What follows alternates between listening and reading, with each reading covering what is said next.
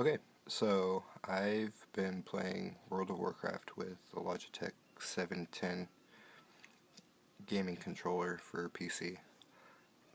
I told some people about it, and they wanted to see how to do it, and I figured other people would like to see how to do it too, because it is really fun to play with. See, the controller itself is set up, like a standard gaming controller.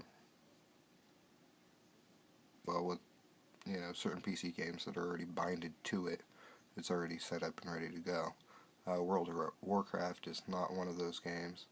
World of Warcraft uh, uses a lot of mouse action, uses keyboard for movement, and um, has its toolbars where you can set in your hotkeys, your spell buttons, and stuff like that. And that's what we're going to play off when we're setting up this controller. There's really most rotations, involve anywhere from 4 to maybe 10 buttons, which you can set up really easy with this controller, because for your movement, for your sight and stuff like that, stuff that you use your mouse for, you're going to be using your right analog stick. Right analog stick's going to become your mouse, and then your right trigger buttons is going to be respectively your left and right mouse buttons. Same fingers you'd be using if you were holding your mouse. Uh, then the action buttons bind to your biggest spells. The spells that you use your most. The ones that would be in the 1, 2, and 3, 4 spot of your toolbar. So if you're playing with your keyboard and you're hitting 1 to cast your spell, instead you'd be hitting A or X or B or however you want to set it up. And then the D-pad itself can be set up for individual keystrokes also. So you can go ahead and set up, your through 12 buttons, or 5 through, plus equals on the keyboard. So that's what you got to keep in mind. What I like to do is, or what I do is, I set up my left trigger button as the tab button, so when I run up on, I will, or a group of people, I can tab to see who I'm looking at, and it's the same as tabbing on your keyboard. And then I have the shift button I have as my my left trigger, so I can shift click. I can hold down the shift button and click my left mouse button on the other trigger, and it just works absolutely wonderfully. But how you set that up is you go to the Logitech website, but if you go to the website, you can go and find the key profiler.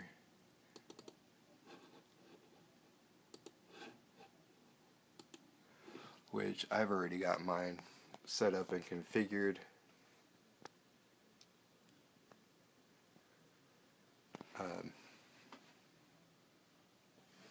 So, like I said, it's very important that you get your right joystick set up to be your mouse. It's going to have just 3 options here when you first run the key profiler,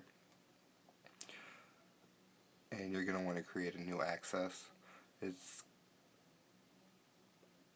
I'm thinking just because it's already set up like this, and the new access is the Y. It's been a little while since I set it up, but the X axis is assigned to the right stick X axis. So that's my right mouse axis, which would be my left-right on the mouse. And then I set the new axis for the Y axis, which would be your up-down on the mouse.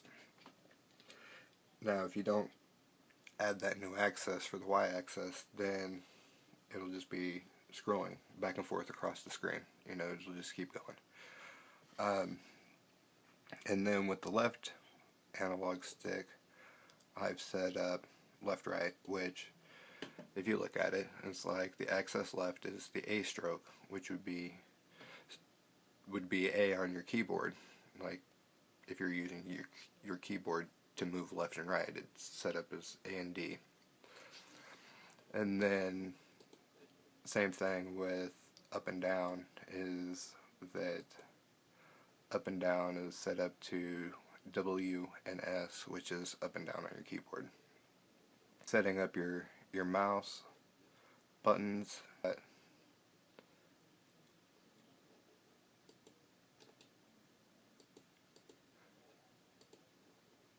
You've got the left mouse button's the left button. You've got the press down on the arrow, or the press down on the right analog stick is your spacebar keystroke, so that's how you jump. I like to set up map on the start button to where you can see a map, and then I've got numlock, which is the auto run button. This number lock, I've got that set up to which would be like a select button, or it's titled the back button on the 710. Got my most popular keystrokes, which, you know, I says you want the spells you're going to use the most, or whatever commands you're going to use the most in the game, that you would have on your toolbar. So you would have to set up the toolbar to have the keystrokes matter, I guess. So you've got keystroke 1, 2, and 3, and then I've got the middle mouse button as the fourth action button. But the main action button is keystroke 1, so that'd be like my Wrath, or my Arcane Blast, and Starfire, Moonfire, something like that. So in order to do that, like I said, mine's already set up. You